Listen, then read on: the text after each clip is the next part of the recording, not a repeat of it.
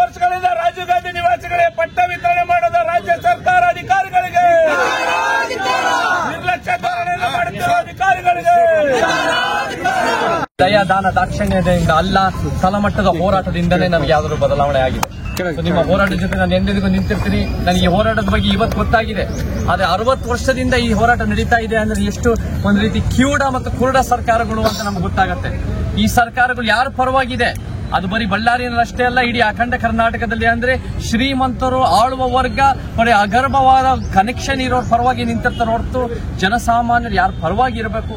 ಯಾರಿವತ್ತು ನಮಗೆ ರಾಜೀವ್ ಗಾಂಧಿ ಮತ್ತೆ ಬೇರೆ ಬೇರೆ ಕಡೆ ಜಾಗಗಳಲ್ಲಿರ್ತಾರೋ, ಯಾರಿವತ್ತು ಬಡತನದಲ್ಲಿರ್ತಾರೋ ಈ ಜನನ ನಿರ್ಲಕ್ಷ್ಯ ಮಾಡ್ತಾರೆ. ಈ ಜನನ ಬರೀ ವೋಟ್ ಬಳಸಿ ಅವ್ರ ಜೀವನದ ಬಗ್ಗೆ ಕಾಳಜಿ ಇಲ್ಲ. ನಮಗೆ ಪರ್ಯಾಯ ಬೇಕು ಕರ್ನಾಟಕಕ್ಕೆ. ಇಲ್ಲಿ ಎಷ್ಟೋ ಕಡೆ ನಾನು ನೋಡ್ತಾ ಇದ್ದಾಗ ಕರ್ನಾಟಕ ಫ್ಲಾಗ್ ನೋಡಿದೆ, ಇಲ್ಲಿ ಕರ್ನಾಟಕ ಶಾಲ್ ನೋಡ್ತಾ ಇದೀವಿ. ನಮ್ಮ ಕರ್ನಾಟಕಕ್ಕೆ ನಾವು ನಿಜವಾಗ್ಲೂ ಕನ್ನಡದ ಪರವಾದ ಜನ, ಕರ್ನಾಟಕ ಜನದ ಬಗ್ಗೆ ಕಾಳಜಿ ಇರೋ ಸರ್ಕಾರಗಳು ಬೇಕು. ಈ ಸರ್ಕಾರಗಳು ಬಹಳ ದೊಡ್ಡದಾಗಿ 5 ಟ್ಯಾಪೆ ಹಚ್ಚೋ ಸ್ಕೀಮ್ ತಂದ್ಬಿಟ್ಟು ಅಧಿಕಾರಕ್ಕೆ ಬರ್ತಾರೆ. ಅಧಿಕಾರಕ್ಕೆ ಬಂದ ಮೇಲೆ ಏನು ಉಪಯೋಗಕರ ಮಾಡ್ತಾ ಇಲ್ಲ. ಕಡಲೆಕಾಯಿ ಬೀಜ ತಿನ್ಕೊಂಡು ಕೂತಿರ್ತಾರೆ. ನಮ್ಗೆ ನಿಜವಾಗ್ಲೂ ದಿನನಿತ್ಯ ಕೆಲಸ ಮಾಡೋ ಜನ ಬೇಕು, ಅಂತ ನಾಯಕತ್ವ ಬೇಕು, ಅಂತ ಪ್ರತಿನಿಧಿಗಳು ನಮ್ಮ ಬಳ್ಳಾರಿಯಿಂದ ಬೇಕು, ಕರ್ನಾಟಕದ ಮೂಲೆಯಿಂದ ಬರಬೇಕು. ನಾನು ಎಂದೆಂದಿಗೂ ನಿಮ್ ಜೊತೆ ನಿಂತೀನಿ. ನ್ಯಾಯಬದ್ಧವಾದ ಯಾವುದೇ ಹೋರಾಟ ಇದೆಯೋ ಅದು ದಲಿತರ ಪರ, ಕನ್ನಡ ಪರ, ಆದಿವಾಸಿ ಪರ, ಮಹಿಳಾ ಪರ, ಒಂದು ಸಮ ಸಮಾಜದ ಪರ. ಯಾಕಂದ್ರೆ ಉತ್ತಮ ಸಮಾಜ ಅಂದ್ರೆ ಯಾವುದು?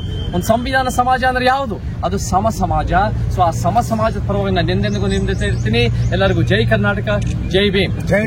ಬಳ್ಳಾರಿಯ ನಿರಂತರ ಸುದ್ದಿಗಾಗಿ ಬಳ್ಳಾರಿ ಬೆಳಗಾಯಿತು ಚಾನೆಲ್ನ ಸಬ್ಸ್ಕ್ರೈಬ್ ಮಾಡಿ ಹಾಗೂ ಬೆಲ್ ಐಕಾನ್ ಒತ್ತಿ.